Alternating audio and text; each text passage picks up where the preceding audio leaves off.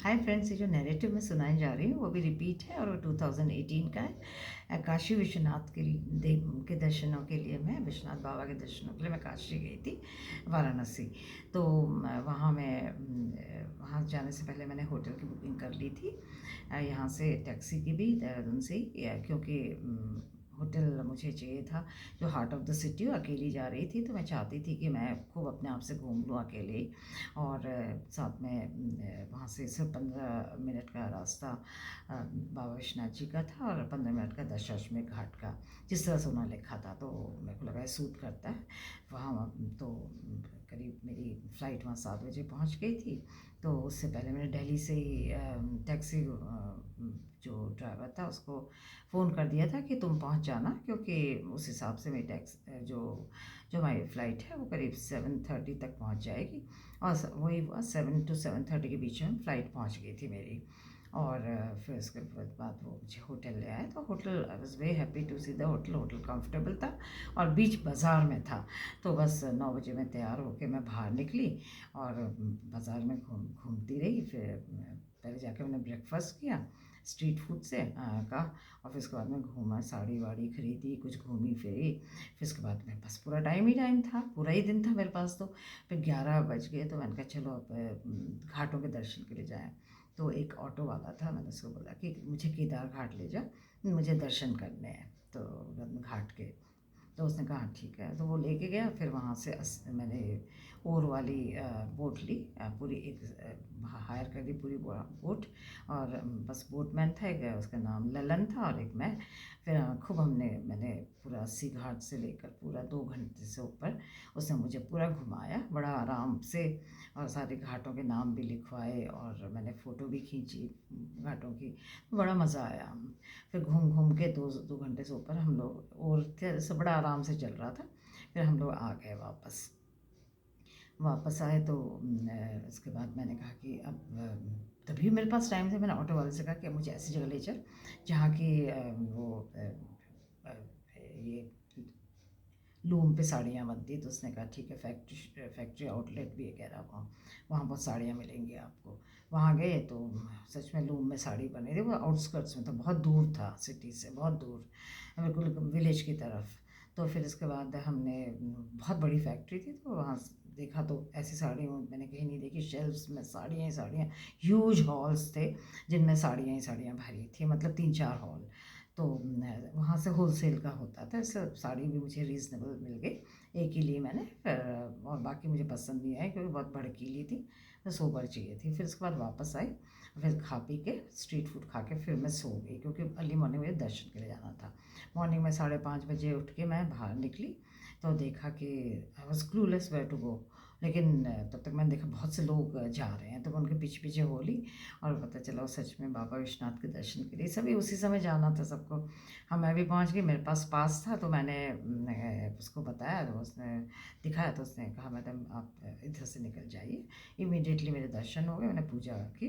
अब पूजा करने के बाद मैंने फिर बाहर निकल आई मैं, भगवान के दर्शन करने बाहर निकल आई। फिर लेकिन मेरा मन नहीं भरा। तो वहाँ एक पुलिसमैन खड़े थे, मैंने उनको बोला कि मुझे और दर्शन करने हैं भैया, क्या कैसे। तो कहता कि आप ऐसा करो कि यहाँ साइड में खड़े हो जाओ। एनक्लोजर था, वहाँ से बिल्कुल सामने शिवलिंग दिख रहे हैं। तो मैंने कहा ठीक है। बस वहीं से भगवान बाबा विश्वनाथ के मैं दर्शन करती रही, 5-7 मिनट हो गए। फिर मैंने कहा भैया मन भर गया, बहुत अच्छे से कर लिए, थैंक यू सो मच। और उनको धन्यवाद देके मैं वापस होटल आई। तो मैंने सोचा अब चलो जाना चाहिए दर्शनों के लिए मंदिर के और बाकी और मंदिरों के। तो मैंने फ़ोन किया टैक्सी वाले को, तो वो आ गया। वो 20-21 साल का लड़का वही आ गया। और कहने लगा कि मैंने उसको गूगल से लिस्ट निकाल के दी। मैंने कहा ये है मंदिर, इनको मेरे को देखना है। तो उसने कहा कि मैडम यही वाले मंदिर हम दिखाते हैं, और बाद में आपको रामनगर किला और ये भी दिखाएंगे सारनाथ। तो इस सब में का है आपका जो है किराया, वो है 1400 रुपया। और इसमें सारा टाइम लगेगा 5 घंटा घर यहाँ वापस आने का। 9 बजे चलेंगे तो 2 बजे हम लोग वापस आ जाएंगे। मैंने कहा देखो मुझे छू के नहीं आना सारनाथ, मैंने कहा मेरे को अच्छे से देखना है। कैसे होगा 5 घंटे में? मैंने कहा इतना सब। तो कहते नहीं मैडम फिक्र मत कीजिए, हमारे यही है। तो इसी हिसाब से हम चलते हैं और सब सब कुछ दर्शन हो जाता है। तो मैंने कहा ठीक है, मैंने कहा नहीं होगा तो मैं तो पूरा टाइम लूँगी। कहता ठीक है, आप जब भी कहें। फिर इसके बाद वहाँ हम लोगों ने चलना शुरू किया। सारे पहले तो 5-6 मंदिर देख लिए। फिर उसके बाद उसने कहा मैडम आप काल भैरव मंदिर चलते हैं। मैंने कहा हाँ ठीक है। काल भैरव मंदिर का मन भी था मेरा, क्योंकि मतलब इम्पॉर्टेंट होते हैं वो काफ़ी। तो मैं उसके बाद मैं उसने गाड़ी पार्क की, मैं अंदर गई क्योंकि वहाँ रश नहीं था। तो I was the first one line में। लाइन क्या थी, वो दो मेरे पीछे 2 गांव की और औरतें थी और मैं आगे थी।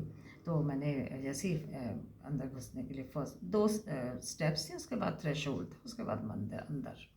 तो मैं जैसे ही मैंने फर्स्ट स्टेप में पाँव रखा, वैसे मुझे ज़ोर का धक्का लगा, बुरी तरह से धक्का मारा और मैं लेफ़्ट की तरफ गिरते गिरते बची। अच्छा मेरी हड्डी वड्डी नहीं टूटी, नहीं तो मैं तो जिस तरह से गिरी थी उस तरह से मैंने अपने आप को बैलेंस करके एकदम से मैं गुस्सा और डर से मैंने कहा किसने धक्का मारा, कौन है?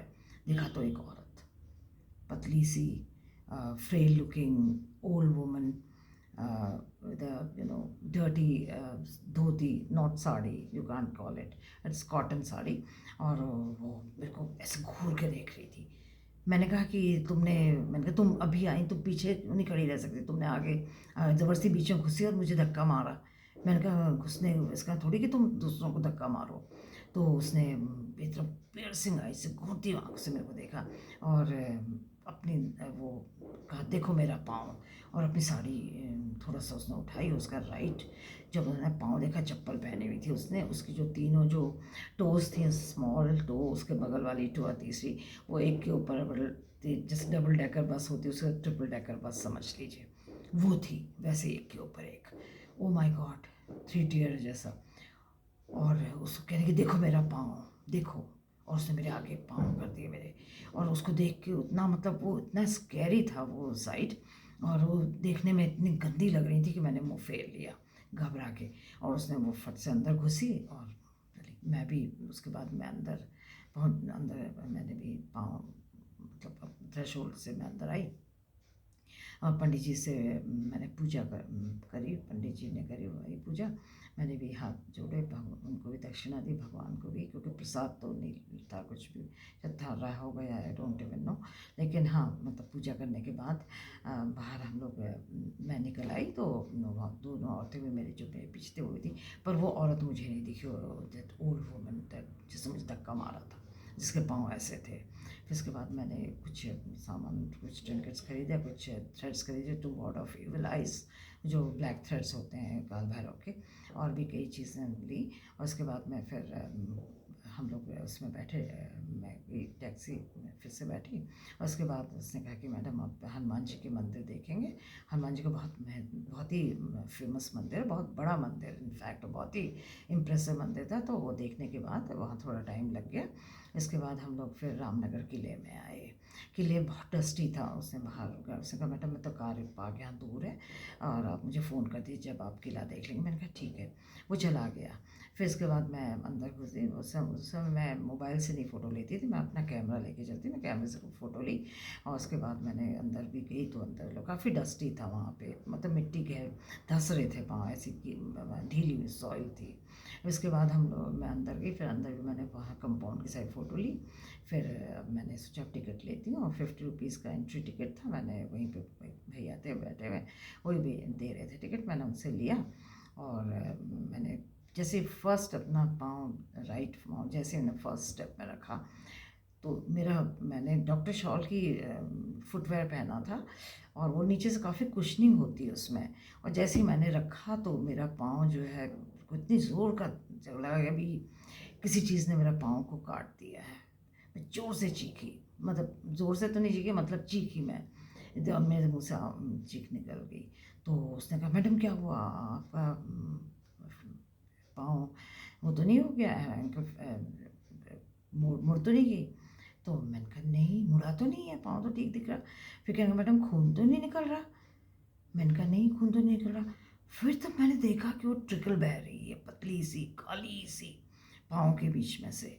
मतलब उंगलियों से होते हुए सैंडल मतलब मेरे फुटवेयर से होते हुए नीचे आ रही है। उसके बाद जो बहनी शुरू हुई तो वो जैसे नदी से बहने लग गई, और पूरा का पूरा स्टेप जो है वो भर गया खून से। उसका मैडम मैडम खड़े मत रहिए, आपका ब्लड लॉस ज़्यादा निकल रहा है, बहुत ज़्यादा ब्लड निकल रहा है, आप यहाँ से वहाँ बैठ जाइए वहाँ साइड में। तो वहाँ पे थोड़ी सी जगह थी, थोड़ा सा बैठने का जगह थी, ज़मीन में नीचे घास थी। मैं बैठ गई वहीं पे, और ब्लड निकले जा रहा। अब लोग कैसे अंदर जाएं, वहाँ तो पूरी मेरी जो स्टेप थी उससे मेरा ब्लड पूरा मेरे पाँव का निकला हुआ था। तो उन्होंने फिर झाड़ू से फटाफट बाल्टी बाहर 2-3 बाल्टी पानी से धोया सब जगह, और मुझे इतना एम्बैरसिंग हो रहा, मेरे पाँव से ब्लड निकलते जा रहा, मैं समझ नहीं रहा मैं क्या करूँ। फिर एक लड़का साउथ इंडियन था वहाँ पे, young, he was a young man of around in his 20s। तो वो आया, वो दौड़ता हुआ, कहता कि मेरे पास एक ऑइंटमेंट है, मैं लेके आता हूँ, आपके पाँव में लगा लूँगा, शायद रुक जाएगा ब्लड। वो गया और लेके आया अपना बैग से ऑइंटमेंट, और मेरे से कहा कि आप जरा पाँव ऊपर कीजिए। तो मैंने जैसे ही पाँव ऊपर किया वो एकदम पीछे हट गया। कहता मैडम आप डॉक्टर के पास जाइए, घबरा के। तो मुझे समझ नहीं आया, कि इसने क्या देख लिया कि मुझे डॉक्टर के पास जाने के लिए। तब तक एक लड़का वहाँ पे था, और मुझसे कहा मैडम मैं ऑटो वाला हूँ, मैं यहाँ किसी को ड्रॉप करने आया था, लेकिन यहाँ भीड़ देख के मैं इधर आ गया, आपके तो पाँव में बहुत सा खून बह रहा है, तो मैं आपको एक डॉक्टर के पास ले चलता हूँ, अब आप चलिए। तो चल पाएंगी? तो मैंने कहा हाँ चल लूँगी। तो फिर मैं उठी, लेकिन मैंने कहा मैं पहले वहाँ यहाँ पे टैप, वहीं पे एक टैप था, मैंने कहा मैं पहले अपना पाँव धोऊंगी। तो मेरे को लगा शायद पाँव धोने से ब्लड रुक जाए, वो ऐसा कुछ नहीं था, ब्लड तो निकल ही रहा था। फिर मैंने पाँव धोए, पाँव धोने के बाद मैंने कहा चलो। अब वो जो सैंडल तो पूरी ब्लड से बिल्कुल ब्लड स्टेन थी, ब्लड निकलता जा रहा। तो जहाँ जहाँ मैं जा रही, जहाँ जहाँ सीमेंट पे, वहाँ वहाँ मेरे पाँव के इम्प्रिंट, वहाँ वहाँ मार्क्स, ब्लड मार्क्स। ओह, सच में मैं तो मतलब ज़िंदगी में ऐसी इतनी शर्मनाक स्थिति मेरी कभी नहीं हुई थी जितनी उस दिन हुई। और लेकिन वो मेरे beyond, it was beyond my control, वो मैं कुछ नहीं कर सकती थी। फिर उसके बाद वो मेरे को लेके धीरे धीरे, मतलब मैं साथ में चल रहा था मेरे, मैं अपने केयरफुली चल रही थी वो डस्टी रोड पे। उस चोट को पता नहीं क्या क्या उस डस्टी रोड पे क्या नहीं था, वहाँ तक पूरा केमिस्ट, उसने दूर एक केमिस्ट की शॉप थी, उसका वो है, वो मैंने कहा केमिस्ट है तो उसको वहाँ गए, तो वहाँ 2-3 लोग और बैठे, तो उसने केमिस्ट से बोला कि मैडम के पाँव शायद कट गया है, बहुत ब्लड निकल रहा है, आप ज़रा देख लीजिए। उसने कहा मैडम लेट जाइए। तो वहाँ पे लेट गई मैं, उसके एक कुशन था उसका, एक वैसी बेंच थी, उसमें लेट गई मैं। उसका मैडम पाँव, उसने जैसे ही मेरा पाँव देखा एकदम घबरा गया। कहता मैडम आपकी 3 उंगलियाँ कटी हुई हैं, आपकी सिर्फ ऊपर की स्किन से वो अटैच है बस, अंदर से फ्लैश भी निकला हुआ है आपका सारा, तो इसीलिए कह रहा है आपका इतना ब्लड लॉस हो रहा है। तो कहता कि दूसरे ने कहा, दूसरे आदमी ने भी देखा किसी और ने, उसने कहा कि इनका कुछ नहीं हो सकता, अब तो इनका तो सिर्फ स्टिचेस ही लगेंगे, ये तो इनकी उंगलियां कभी भी कट सकती हैं, निकल सकती हैं। तो उसने कहा नहीं नहीं, अगर इनका वो लगेगा, स्टिचेस लगेंगी, तो इनकी उंगलियां हमेशा के लिए टेढ़ी हो जाएंगी, और टेढ़े होने से फिर ये कभी शायद ठीक से सैंडल ना पहन पाए, ना जूता पहन पाए, तो ऐसा ऐसा नहीं हो सकता, मैं कोशिश करूँगा। फिर उसने साफ़ करने के लिए, जैसे उसने उंगलियां मेरी उठाई और साफ़ की, तो उसने कहा देखिए मैडम ये है कल्प्रिट। और वो था इतना बड़ा मंचा, वो चाइनीज़ जो जिसमें कांच होता है, जो कांच पीस के बनता है चाइनीज़, तो कई लोगों को मार चुका है, कई लोगों के उस तरह के है जो, तो बड़ा फेटल होता है। तो वो मेरी ठीक 3 उंगलियों के बीच में जैसे किसी ने रख दिया हो, 3 उंगलियां काटने के लिए मेरी, मतलब नीचे पाँव की। तो उसने कहा मैडम किसी ने ऐसा लग रहा है जैसे किसी ने जान के रखा हो कि आपकी 3 उंगलियां कटे हैं, बिल्कुल बेस पे हैं तीनों के, ना कि ऊपर ना हो, इस तरह से अंदर पे बिल्कुल बेस पे मिला है मेरे को ये आपकी तीनों के। तो ऐसा कैसे हुआ? मैंने कहा मुझे नहीं पता, मैंने कहा मुझे तो ये भी नहीं पता, मैं तो सिर्फ मंदिर गई थी, और ऐसा मुझे नहीं पता क्या हुआ है। तो फिर उसके बाद उसने कहा कि मैं आपको अच्छे से आपकी पैडिंग कर देता हूँ, स्टिचेस लगाने से तो ख़राब हो जाएंगे आपके पाँव। पैडिंग कर देता हूँ। पैडिंग लगाई उसने, काफ़ी गॉज़ लगाया, पैडिंग लगाई, खूब कॉटन की पैडिंग दी उसने। फिर उसके बाद बाहर से खूब मोटी उसने बैंडेज लगा दी। फिर उसने मेरे को टेटनस लगाया, फिर उसने एंटीबायोटिक के इंजेक्शंस लगाए, टेटनस का लगाया। फिर उसने मेरे को पेन किलर के भी दिया, और फिर उसका इंजेक्शन, उसके बाद मुझे पेन किलर्स और एंटीबायोटिक और टैबलेट्स दी। कहा कि ये सब आप अब आप घर जाइए। आपके साथ कौन है? मैंने कहा मेरे साथ कोई नहीं, मैं अकेली हूँ। तो घर, अब आप घर जाइए। मैंने कहा मैं घर तो कहाँ, आप किधर है आपका घर? मैंने कहा यहाँ नहीं है मेरा घर, मैं देहरादून से आई हूँ और मैं अकेली हूँ और होटल में रह रही हूँ। तो कह रहा है यहाँ आप किसके साथ आई? मैंने कहा मेरा टैक्सी ड्राइवर लाया है मुझे। तो कह रहा है आप ऐसा करो, आप उसको, आप सीधे आप होटल जाइए। अब आप इस पोजीशन में आप कहाँ जाना चाह रहे थे? मैंने कहा सारनाथ जाना था। कहता आप कब कहीं नहीं जाएंगी मैडम, आप अब तो आप चल भी नहीं सकेंगी। आपका मतलब जिस तरह से आपका हाल है, मैं तो पैडिंग तो दे रखी, बट ये कि आपको केयरफुल रहना है, और नहीं तो चेन आपकी उंगलियां कभी भी निकल सकती है, कट जाएंगी पूरी। तो आप ऐसा करो कि आप घर जाओ, तो मतलब होटल जाओ। तो मैंने कहा ठीक है। मैंने कहा मैं बुलाऊंगी ड्राइवर को और हम चले जाएंगे। फिर उसने मेरे को पूरी, जब मैंने टैबलेट सब कुछ ले लिया, उसका पे करके मैं बाहर आई। फिर वो ऑटो वाला अपना सारा टाइम छोड़ के मेरे साथ वापस रामनगर के किले तक आया मुझे छोड़ने। मैंने कहा अब मैं चली जाऊँगी, आप तुम जाओ अपना काम करो, नहीं तो तुम्हारा नुकसान हो रहा है। फिर वो चला गया, थैंक यू बोल के मैंने कुछ पैसे पकड़ाए। फिर वो चला गया। फिर उसके बाद मुझे अब ज़िद आ गई। मैंने कहा अब मैं इस किले में से रुक जाऊँगी। ऐसा क्या था जिसने मेरा पाँव काटा? और मैंने उससे बोला, टिकट जो काउंटर पे था, मैंने उससे कहा मैं जा रही हूँ अंदर। कहता ठीक है मैडम। फिर उसके बाद मैं अंदर गई, आराम से मैंने सीढ़ियाँ चढ़ के फर्स्ट फ्लोर में गई। वही जैसे और सभी जगह होते हैं, सब जगह हर किले में जो चीज़ें होती हैं वहाँ भी थी। बोर हो गई मैं, ऊपर पहुँच के देखा सब जगह। फिर उसके बाद फिर नीचे उतरी, और चूँकि पेन किलर था, शायद दर्द नहीं हो रहा था, इसीलिए मुझे पता ही नहीं चल रहा था कि मेरे पाँव में कुछ प्रॉब्लम है। हाँ, वो जो ब्लड स्टेन, जो मेरी बैंडेज थी और मेरा जो फुटवेयर था, ब्लड स्टेन था, उसी से लग रहा था कुछ है, अदरवाइज़ मुझे कुछ महसूस नहीं हो रहा था दर्द। तो फिर उसके बाद मैं नीचे आई। फिर मैंने फ़ोन किया टैक्सी ड्राइवर को। कहता कि मैडम कहाँ थे आप इतने देर से? मैं तो बहुत इंतज़ार कर रहा हूँ, 2 बज चुके हैं, मैं कब से इंतज़ार कर रहा हूँ। तो मैंने कहा कि तुम इधर आ जाओ। तो आया वो। मैंने कहा ऐसा ऐसा हो गया। कहता है कि आप कैसे अपने आप से पैदल चले गए उतने दूर कटे पाँव में? आप मुझे फ़ोन करती, मैं आपको गाड़ी में ले जाता उस वहाँ केमिस्ट तक, उतना दूर आप कैसे चली? मैंने कहा आप छोड़ दें। मैंने कहा हो गया अब ठीक है। मैंने कहा मुझे कोई दर्द नहीं हो रहा। तो कह रहा आप क्या करें? मैंने कहा सारनाथ चलेंगे। कहता ठीक है। फिर उसके बाद सारनाथ के लिए हम निकले। वहाँ से पास ही पड़ता सारनाथ, लेकिन हुआ है कि जो रोड सारनाथ को जाती थी वो ब्लॉक थी, किसी वजह से जैम लगा हुआ था। तो उसने कहा कि अब आप ऐसा करो कि फिर मैंने कहा आप कैसे क्या करें? कहता है मैडम फ़िक्र मत कीजिए, बाईपास है, वो 5-7 किलोमीटर ज़्यादा है, पर वहीं से चलेंगे। मैंने कहा ठीक है। फिर वहाँ से एक्स्ट्रा करके वो हम लोग सारनाथ पहुँच गए। फिर उसके बाद वहाँ पे पहुँचे तो एक गाइड मिल गया, एक ओल्ड मैन। उसने फिर पूरा सारनाथ पूरा हमें दिखाया, पूरे घुमाया, गार्डन सब जगह। फिर दिखाने, मैंने उसको अपना कैमरा दिया। मैंने कहा मेरी फ़ोटो भी ले ले तू। और फिर उसने उसने मेरी फ़ोटो भी ली सब। That old man was very good as a guide.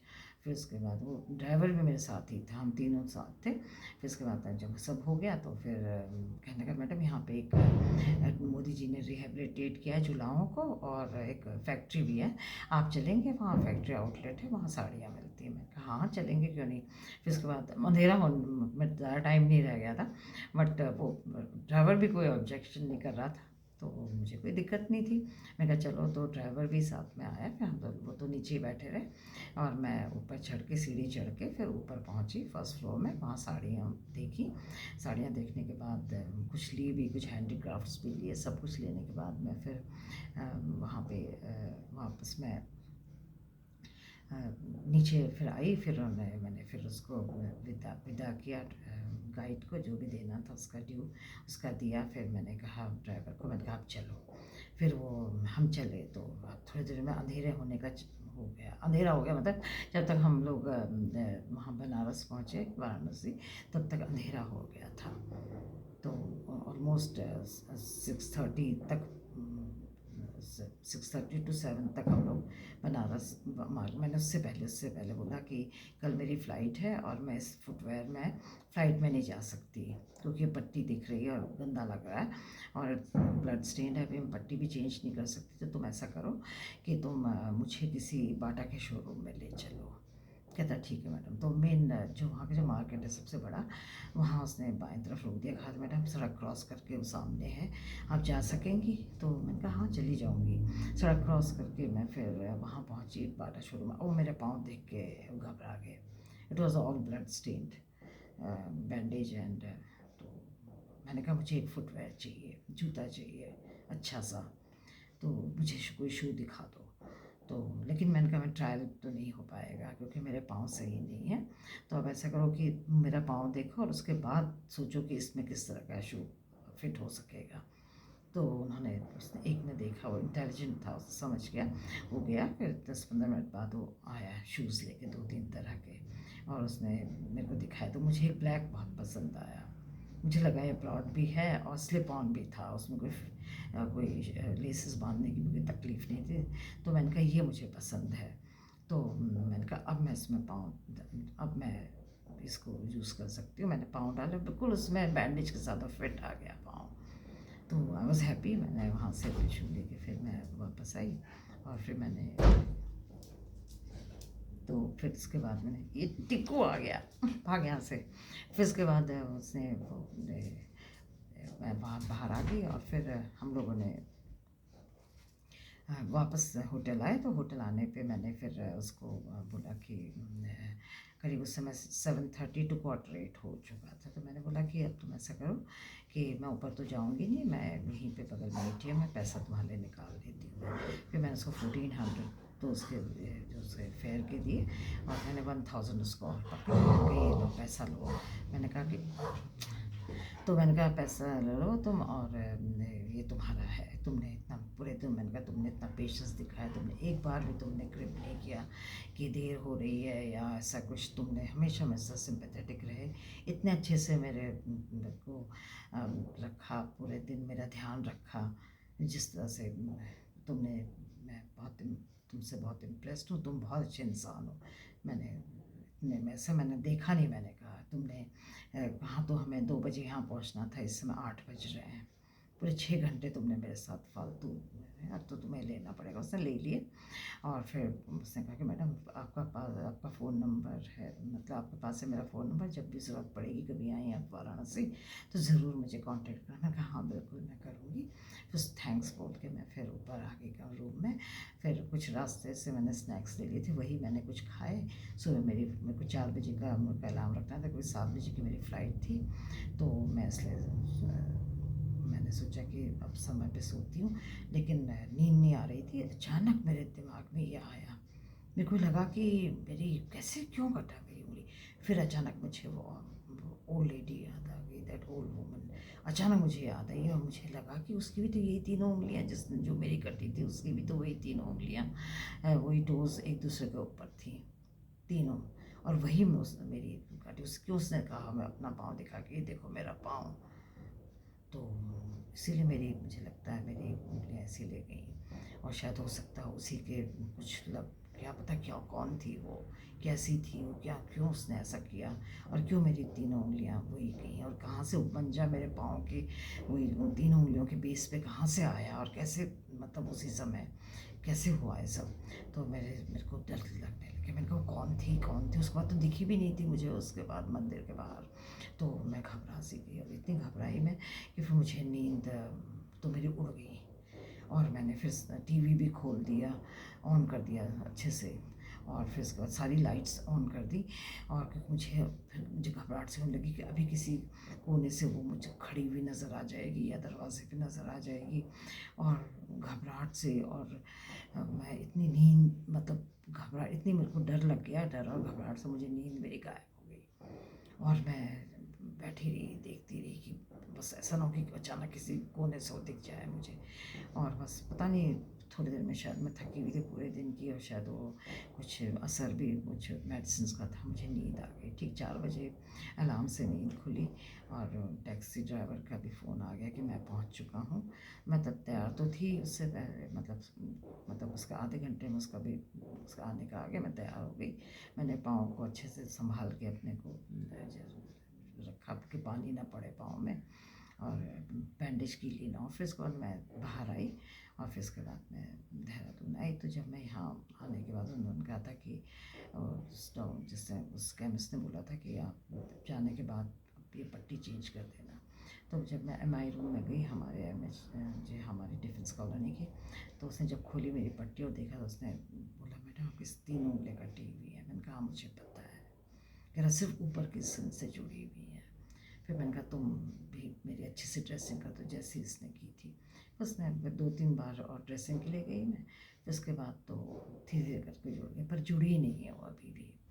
क्योंकि जब मैं कभी रफ़ सरफेस पे जाती हूँ, या सैंड पे जाती हूँ, या ऐसे जहाँ पे थोड़ा सा वैसा हो घास पे, तब वो मेरी बहुत पेन करती हैं। और जब मैं कभी अपना पाँव लंबे करती हूँ और टिगर आके मेरी वो तीनों उंगलियों को चाटता है, क्योंकि अभी भी रॉ है वो अंदर से वुंड, वो भरा नहीं है। क्योंकि भरना कैसे है, वो तो अपने आप से थोड़ा सा जुड़ी है। तो मैं उस पाँव पे ज़्यादा जोर नहीं देती हूँ, ये सोच के कि कभी कहीं खुल न जाए।